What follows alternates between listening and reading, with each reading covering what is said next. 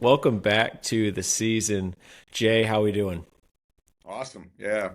Good week so far. Just finding our way. It's one of those weeks where, we're learning a lot of lessons and, trying to figure out who we are and, I think the games haven't went our way these first couple this week and we got one more tonight, but overall like it may be what we need right now is a couple tough losses or close losses to learn from and become a better team and become tougher and I think when we get to January and February we're going to look back to this past week here and realize that the lessons we've learned kind of propelled us into being just a better team overall and that's exciting, especially when you got an experienced group of varsity guys that are they're inconsistent. They're going to make good plays, bad plays. We've talked about that, but you know, it's learning those lessons of how to win and how to be just a tougher team from possession to possession, and that's exciting for me to see our guys respond the right way from our game Tuesday to last night, and then we'll see tonight how we can take maybe another step. So Yeah, I mean, you're 2-3 overall, 2-2 in conference, but the caveat is you've lost two games by 2 points and then one by like 10. So it's frustrating, but at the same time, we've talked about a youthful team. We've talked about being down your best player. So I guess as a friend, I'm thinking could be much worse. And also, it's got to be encouraging that you're right there. You beat a good CMH team, you beat a historically good McWanago team. So, as an onlooker, I'm like, that doesn't seem too concerning to me, right? yeah, I mean absolutely, and the cool thing is just the way our guys are coming together because we do have a mix of different ages in the locker room right now. So with six sophomores and four juniors and four seniors, that's a wide age range. It's not like you have a bunch of guys that have played together and been in the locker room together and been through it together. So to be challenged early in these first 2 weeks and playing six games in 2 weeks too on top of it, it's we've had a chance to really see not only like our locker room and camaraderie kind of gel together and guys like start to believe and trust in each other, but on the other side of it, we're taking those lessons and learning from them. And really, one of the cool things with this group right now is, these guys are watching hours upon hours of film and leaving notes on before each game about like, hey, here's three things we need to do to win this game tonight. And then they're really like buying into that side of it and mentally preparing. And I think that's really helped us to just, navigate through some tough stretches in the game where we're coming back to the bench during timeouts going, all right, like calm down here, we're ready. We need to make the next run right now, and it starts with a stop and a rebound, and just they're saying the right things, and to be doing that early on in the season to me is a great sign of what we can be as we keep progressing along here with this group. Yeah, and today we're going to look at the Waukesha West game in which you guys fell short, and it would be easy for us to look at all the wins and do only the wins. But I think one of the most important aspects of coaching is actually how do you learn from the losses and what do you take from the losses. And it's not like a woe is me or I won't, whatever it is. It's, hey, this is what we did wrong. I saw it in the film. We made corrections, and we're going to keep improving and chipping away at it. And the first thing I noticed was Waukesha West hedged your screens super hard. They almost wanted to take away those ball screens completely. How do you feel like you guys handled that? Yeah, I mean that was certainly an adjustment. We've worked on it, but to go at it live in game action, a little bit different, right? And I thought our guys did a nice job eventually of kind of settling down, finding the easy pass, and getting the ball reversed to take advantage of those hard hedges. And we were able to get some high low stuff where their hedge guy was late getting back. We were able to get reject some of those screens because their help side didn't come across quick enough, and found our way to keep attacking the rim and not settle for just, hey, I got an okay shot here on the reversal, but let's be more patient and look for that really good shot, or look for something that we're getting the rim trying to get to the free throw line. And I thought our guys started figuring that out better. We came out in the second half of that game after some adjustments at halftime and made a nice run to get the lead back. I think we took a 1 point lead there early in the first 5 minutes of the second half. But unfortunately, we just had a stretch of a couple minutes where our defense played well enough, but we didn't get the rebound, and gave them some second chances, and they made us pay. They, a couple of their veteran guys that have been on varsity a couple of years made some really awesome plays for them, and we just couldn't overcome that. And even in the final couple minutes of that game, we're down seven. They got the ball, and we get a miss. And we don't get the rebound. It's like that. With 2 minutes to go, you need to have that rebound, and we need to come down and get that lead down to 5 or 6 or 4 or 5 points now from seven. And that, like, after the game, that was kind of the message. It's like that's what tough teams do. They get that rebound, and then they come back and they get a score on offense, and then we go get another stop. We stack 2 or 3 good possessions in a row, and now the pressure's back on them. Now we're putting the pressure back on their team to say, hey, we're coming for you. We got a couple good possessions in a row going. We're building some momentum in these final couple minutes. Like, now they're tightening up a little bit and maybe taking a bad shot or making an error, turning it over, and we just didn't get them to that point. And so after the game, like, that was just, in the locker room, I said, if we're going to be a really good team, we have to get tougher in those stretches where we're not giving up an offensive rebound, or we're not taking a bad shot or having a turnover that we can't afford in that moment. And that's what happens when you dig yourself a hole in games. It's now you're playing Yeah. that game of we have to come back, and we have to be almost perfect every possession to give ourselves a chance to even be in this thing at the end. And like I said, I'll give our guys credit. They kept battling to the end of that West game, and unfortunately, they hit their free throws. We put the wrong guys on the free throw line. Some of their better free throw shooters, like, just kept us at arm's reach, and we couldn't break it down into inside of five in those last couple minutes. So How much are you unfortunately, how much are you practicing against, like, so they hedge hard. Some teams might switch, some teams might ice those screens. How much are you practicing counters to everything you're doing versus just worrying about making sure what you're doing is sharp? yeah, certainly, that's a daily thing. Like in our breakdown drills, working some 2-on-2 stuff with the ball screening, and what are we going to see? How do we get out of it? What are some of the counters? For example, like, we want to reverse the ball through the top, right, through our bigs that are rising. What if they take that guy away? Okay, the guard can just dribble it all the way over to the other wing and pass it, and then just cut through the corner after the pass, and now we're right back into our continuity. And just looking for different ways to do that, or even our bigs. You pop up, you don't get open, back cut your guy, and the other big now replaces you, and we try to get one of you to get that catch up top. And it's just that the timing of it, I think, is part of it, and then just trusting that your teammate's gonna, like, make a good effort to sprint into an open spot and get you some room to make that pass, and make a good pass hand to hand. So Yeah, and they had their weak side since they were hedging hard come all the way over into the lane, which is what I had to do because when we played Jefferson, when they ran the continuity, about the same ball screen offense, is we iced the screens and just said no screens for you, figure it out. But when you do that, you have to bring your weak side way over and help because someone's running free to the rim if you don't do that. So are you guys looking at that on the film going, all right, guys, their whole team is lined up in a straight line down the lane. We got to start kicking over cross court passes and knocking down some shots. yeah, no, we're definitely. I mean, we look at that. That's a hard skip pass because of how It they're is. icing it. To make that long pass to the backside corner.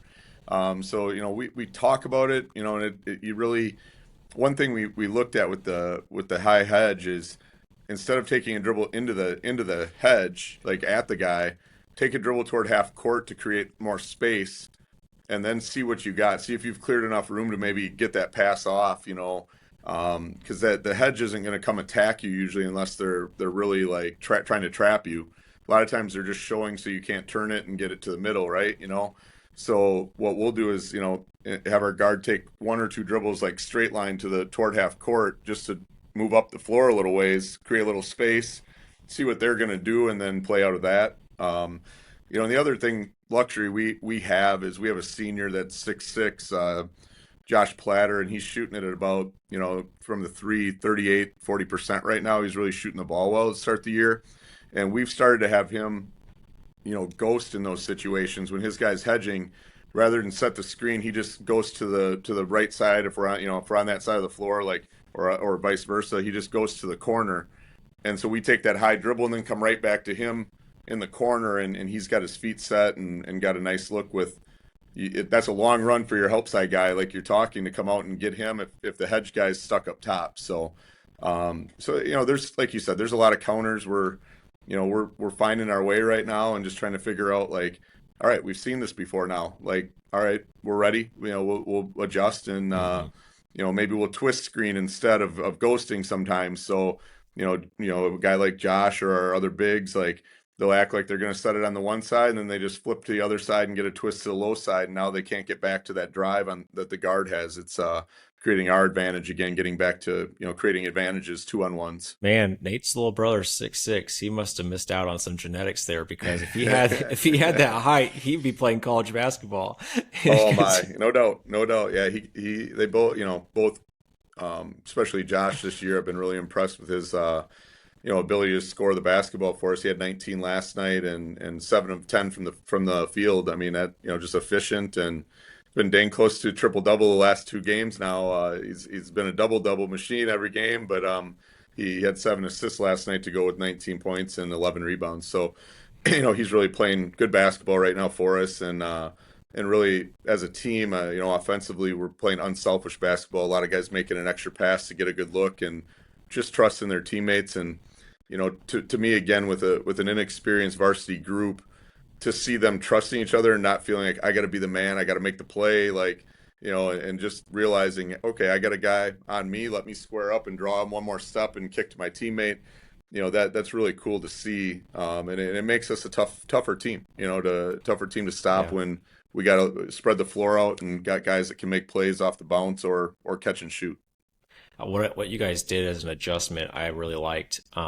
A couple times you sent a double screen because anytime someone's hedging really hard or icing or switching, if you add an extra screener, that's a lot more confusion and chaos because it's like, all right, which guy is the one that's hedging? Which guy is covering the slip? Which guy is switching? It's like really hard for a defense to defend a staggered screen really well with 2 guys, especially if you guys are efficient at like one slip, one pop, ball's going hard. Defense has got to be perfect at communication. So I like that a lot. Is that something you guys are considering? We ought to look at this more after watching some of that, or is that not necessarily in the game plan? Yeah, I mean, and honestly, like, you think about a lot of teams offensively, like they have sets in, like Coach Watkins at Turner has 100 sets usually, or they're just constantly calling things out, and I'm super aware of that one. That was horrible. and he does a great job with that. But like with the offense we're running, we have like four actions that we could run multiple times in a row down the floor that you can get multiple different looks out of it.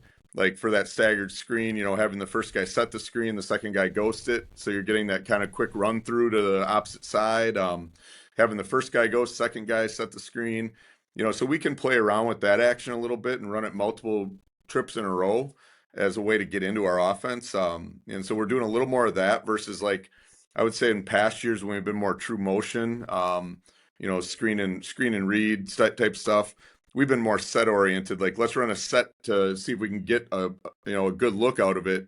And if we don't have it, then we'll get into our motion. Where with this, it's we're running sets to kind of eliminate some of the ways the defenses want to defend our offense, our flow motion. So Hmm. that's where that staggered one comes in. And you watch the Oak Creek game, we run kind of a pin action where we'll reverse the ball through the big all the way to the other wing, and then he'll pin our point guard back down for a catch and then come back into a ball screen. So it's kind of a screen the screener action, which is again hard to guard with a shooter in the corner. If that guy's a good catch and shoot guy, you get downhill and can get to the rim or kick.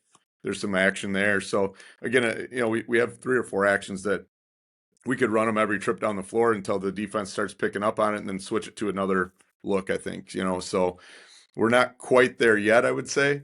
Like we're starting to get more comfortable doing that, but that's kind of the next progression in my opinion is, getting really good at those 3 or 4 um, actions that we can get multiple trips that, we can make adjustments within that, and do different things out of it. So Yeah. Because young coaches, the biggest mistake they make is they'll have this offense and they don't really teach a counter or have preparedness for what they might see. So, I mean, if you're running a ball screen offense and you have the option for ghost, slip, short roll, hard roll, double screen, staggered, all these things, it's like, okay, now the defense can't just say, all right, guys, hedge really hard and then recover, or ice the screen and then recover. It's much more nuanced and takes way longer to prepare for if you have three or four different options, which is also why I like different kinds of defenses, because it wasn't as simple as, all right, when they do this, we're going to do that. Instead, it's, man, if they do this, we got to do that. And if you insert if instead of when you're playing against another team, it's much harder, you know? Yeah. No, absolutely. That's a great point, Hunter. And I think the other side of it, is that defense, the more we can make them have to communicate, like whatever the different actions are, the more they have to communicate, there's a good chance that at some point one of those guys isn't going to talk soon enough or say the right thing or do the right thing. And that's where we have to recognize that then and take advantage of it.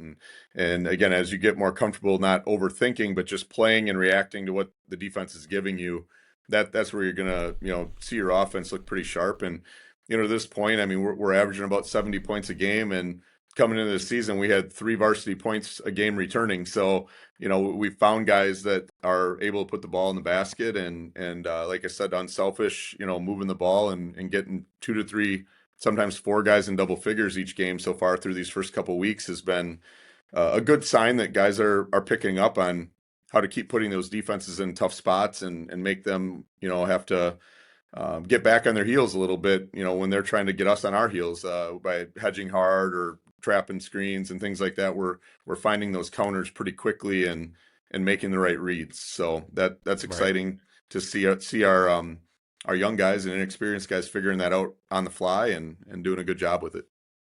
Right. And let's go to your defense now. So against West, you ran this extended 2-3 zone.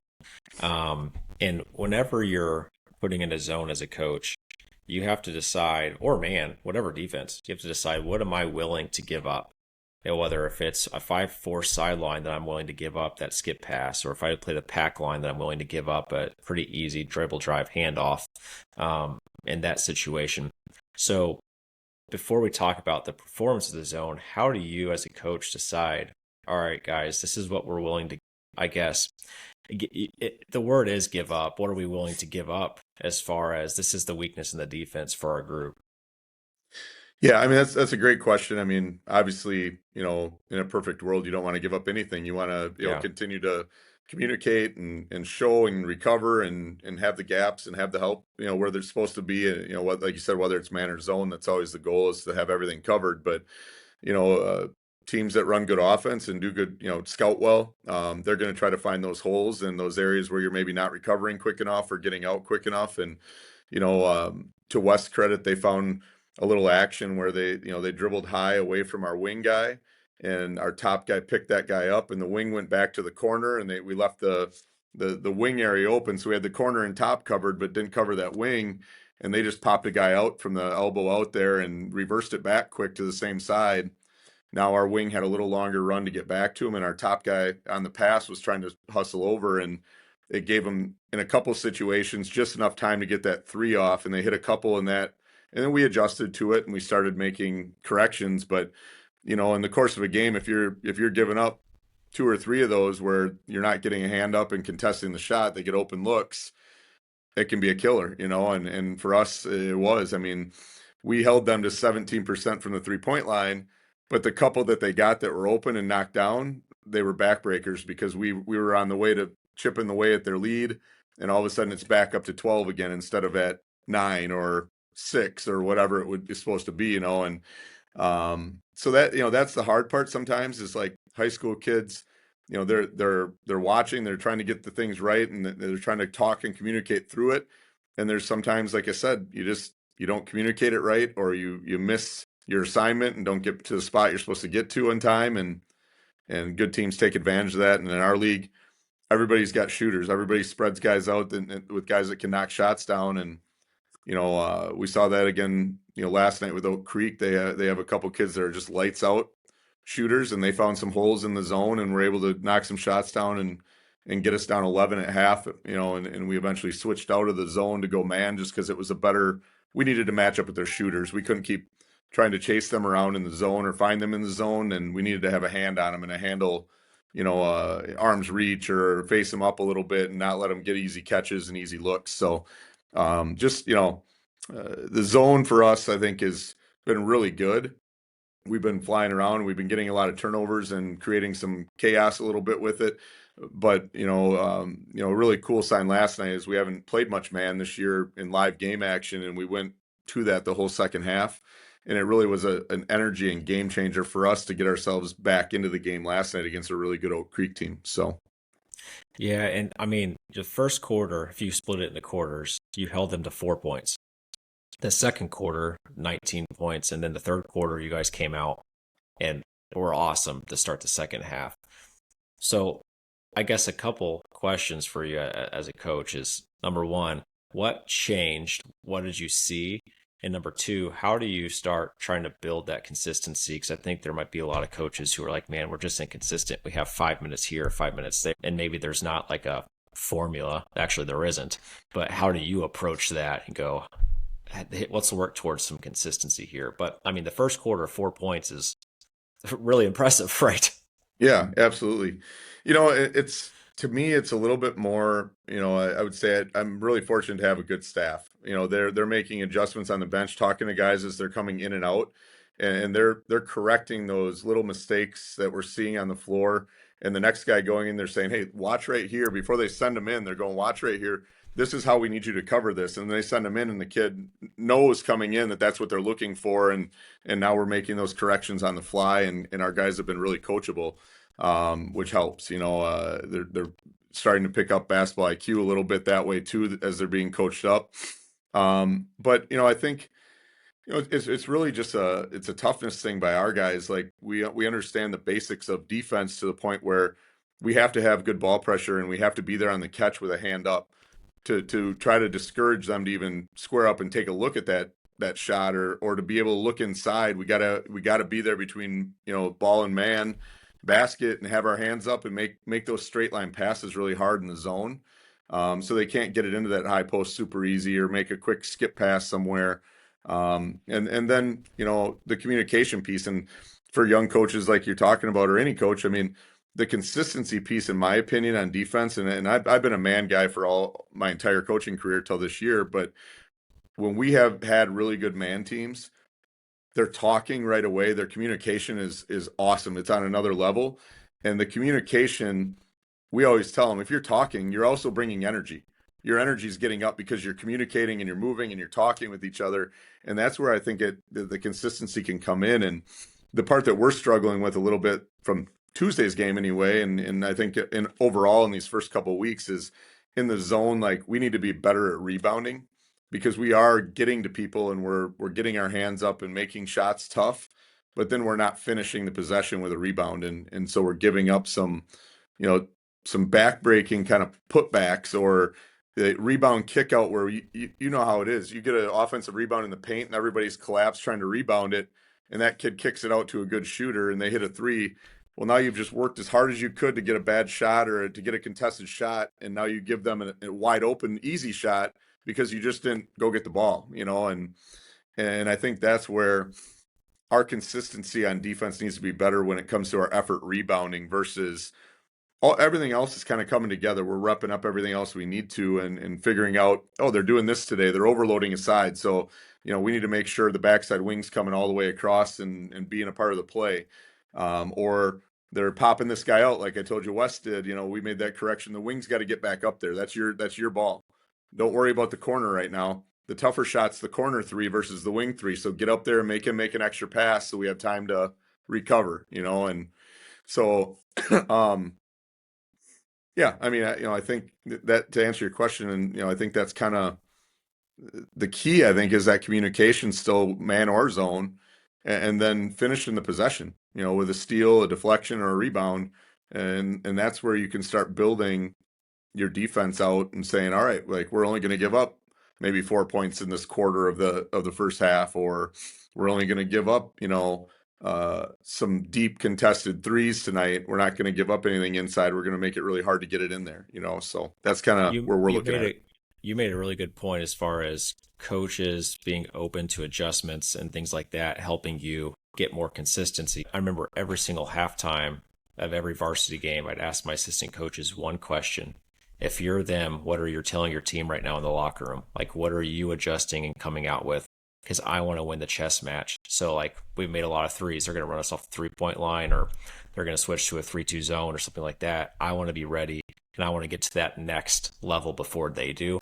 I think you do this really well as you give your assistants a voice, you give your players a voice, and I think giving people a voice allows you to be able to be more flexible and be able to adjust on the fly a little bit more because it's like, oh yeah, you did say that. Let's be ready for it. Or even like an assistant coach, hey, if they go zone, can you have a set drawn up on the board so we can call a timeout and you can get us going on it? And just little things like that, I think is really crucial. There's too many people trying to do it by themselves, and that you're not able to adjust, and it's such a shame because there's a lot of people who might have something to add to your life. Yeah, I mean, I always think about it this way. I only have two eyes.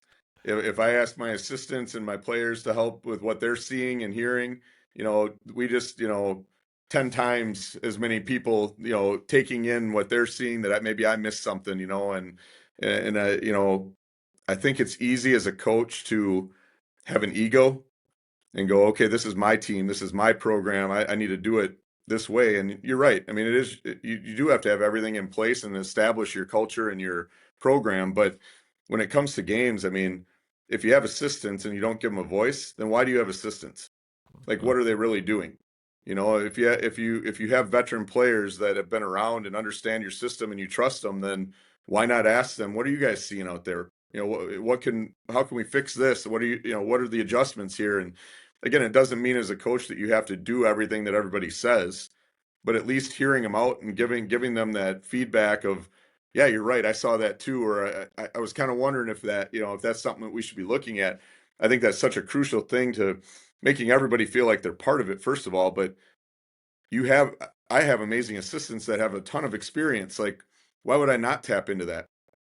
They're sitting there watching the game from the bench while I'm trying to pull strings of, okay, let's call this play, or I'm calling out different things to my guys on the floor, and they're watching for things that I'm not seeing. So, when we get in the office, you have such a short halftime. It's like, all right, John, offense, tell me what do we need to do? What are you seeing that we need to come out, be ready to talk about it with our guys when we go back out in the locker room before we go out for half. Greg, you got defense. What are you seeing? What are the adjustments right now? And if they say something and I'm like, you know what? No, let's try it this way because I think this is going to be better. They're always really good at, yeah, you're right, coach. Like, let's do that. Or, no, I really think, we do this. Like, even last night, we're at halftime and I'm like, do we stay in the 2-3? Can we rebound out of it, or what are we doing? And Greg's like, no, like, we got to go man right now and just switch it up, and we got to get there's a handle on their shooters to start the half. And he was 100% right. We had to get a handle on a couple shooters, and it completely changed their style of play and allowed us to get some stops early in the half and get back into a position where we could have two shots to tie the game and maybe even one to win it at the end last night in a really, intense Classic 8 game that came down to right to the end, like a lot of our games have so far. And the JV coaches listening, the assistant coaches, just try. I've heard some horrible ideas from my staff, and I love them dearly.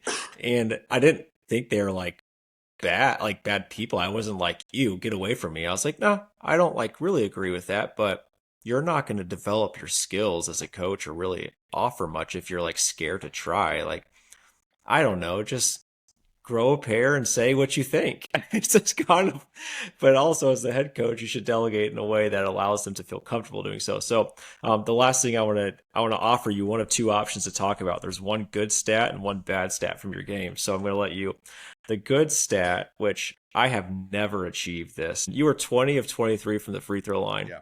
And I've never had a team shoot good free throws.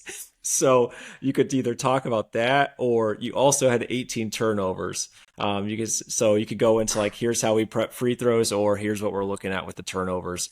I'm going to let you choose what kind of vibe you want to end with. Yeah, the free throw thing, just our guys' credit, we did a nice job of attacking the rim and getting to the line, I thought. We had good body control, came to 2 feet a lot of times around the hoop, and were able to draw some fouls. And free throw shooting to me, we worked on free throw shooting like so much last year with our team, and we were like a 57% free throw shooting team. That's And we put how it was for me. so much time into it, and this year we still put time into it, but probably not even as much as we did last year. We just have better shooters, like guys that are naturally, they put a lot of work in on their own time, and they're really, solid, like they're locked in free throw shooters. Like they get to the line and they're not distracted. They go through their routine and they knock their free throws in, and we've been shooting free throws really well, and the right guys have been getting the line. I think that's part of it too. Sometimes with free throw shooting is, man, if other teams are fouling my worst guys all the time and they're having to go to the line, that's not good for us.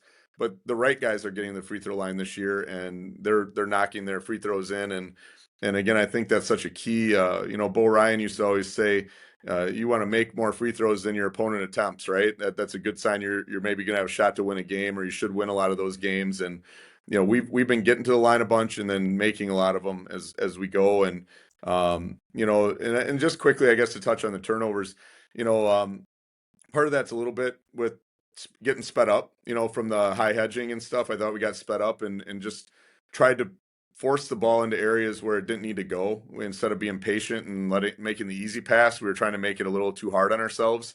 And we settled down eventually. Those were a lot of first half things where we just had to figure it out and settle in a little bit. But eventually we did. And I would say if I was to pick another stat off that sheet from Tuesday, giving up 14 offensive rebounds, like I said, it killed us because we only, as well as we shot free throws, we only shot 30% from the field, and they also shot about 27% from the field. So our defense played decent enough to get them their shooting percentage low, and we both shot good free throws. So like to me, the one thing that sticks out is we just didn't rebound, and that's a toughness thing, and we had to talk about that. And like I said, as a young team, we bounced back last night and showed some really good toughness, and we're more physical and aggressive rebounding, and that was a huge part in.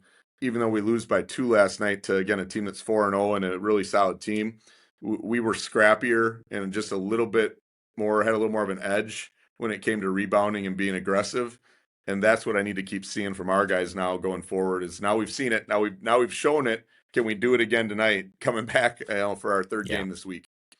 I tried everything with free throws, Jay, and I never got to like 70% on a season. I tried coddling, I tried pushing, I tried a lot of practice, I tried not a lot of practice. I just felt like that was the one thing I could never, ever figure out.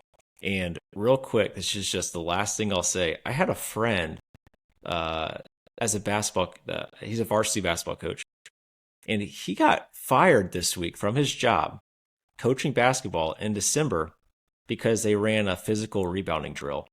And the Hmm. superintendent, 2 weeks ago, and the superintendent calls him to the office and goes, "We're going to let you go for unsafe practices." I said, "Did anyone get hurt?" He goes, "No."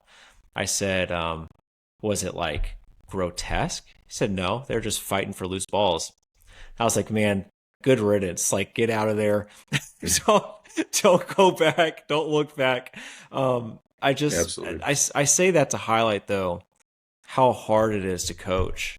The coaches out there, like I see you, and you have to navigate the frailty of life. You have to navigate emotions. You have to navigate administrators, and the ones who have good administrators, tell them thank you, Yeah. honestly, because that is a massive, massive difference in any job. Is if you have a supportive administrator and one like that, you're gonna thrive. So just a shout out to coaches in rough situations. Keep your head up, and also if you have a good administrative team or you're an administrator, thank you for doing that, because it's a profession that's not paid well, not rewarded super well, but it's a world changing. Like, you're impacting kids every single day that are going to be our future. So that's how I wanted to end. It's just a big curveball. Anything on the way out, Jay? No, and you're 100%. Here we have our AD and our high school principal are just amazing people, and they connect with the kids and have relationships with our players. Like they know them and they care for them, and they support them and they support our program, and that goes such a long way to just almost like a sigh of relief as a coach to go, all right, I can go do my job and I can coach these young men up and make them into great people and great teammates. And I know if any of them step out of line, I also have the backing of my administrators. And my message to the kids sometimes, I'm in their ear about something, but our AD and principal in the hallway was at they come to all the games, so they see what's going on. And when kid gets a little heightened emotionally or starts getting frustrated, they might even catch him the next day and say, "Hey, I saw that game last night. Did a good job, but settle down a little bit. Like, you can do this. You don't need to get so mad at yourself or upset with the officials, or it's like hearing a different voice sometimes from those types of people carries a lot of weight, because now it comes back to, yeah, coach told me that. It validates what I'm telling them too. It's not just, coach is just talking again. It's, you got the Yeah, validation from your administrators that way. And I know it's not that way everywhere. And you make a good hmm point there, but for those of you that do have excellent administration, thank them, give them some gear to wear, like just support them too, and certainly just know that you're very blessed to have people like that in your life professionally too, because it makes your job enjoyable when you have people around you and just good people to work with. 100%. What the holiday schedule coming up, listeners, we hope to keep producing, but you know how it is. We're not full-time professional podcasters. So if Christmas season gets hectic and crazy, then we're going to take a break for Jay's sanity and maybe mine. But so if you subscribe to the show, you'll just get notified if an episode pops up. And that would help us out. Subscribe or rate it. And we will see you guys next time.